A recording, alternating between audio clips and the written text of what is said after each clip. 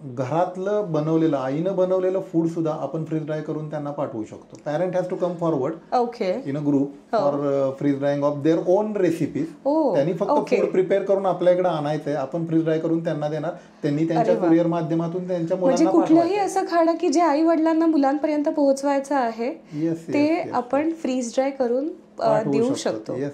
आम्ही करतोय तसं. म्हणजे काही ग्रुप ऑफ स्टुडंट्स आहेत, त्यांचे पॅरेंट्स येतात आपल्याकडे आणि एक दिवस ठरवून आम्ही त्यांच्याकडनं तो बल्क क्वांटम मध्ये बनवलेले प्रॉडक्ट घेऊन जातो फॅक्टरीवर, फ्रीज ड्राय करून त्यांच्या पॅकेट प्रमाणे आम्ही रिक्वायरमेंट प्रमाणे पॅकेट बनवून देतो.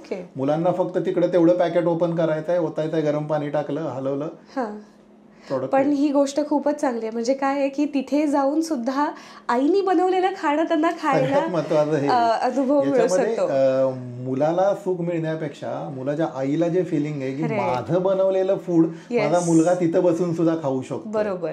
ते दोन्ही बाजूने तो गेन आहे, दोघं पण खुश आणि हेल्दी मिळते, सगळ्यात महत्वाचं.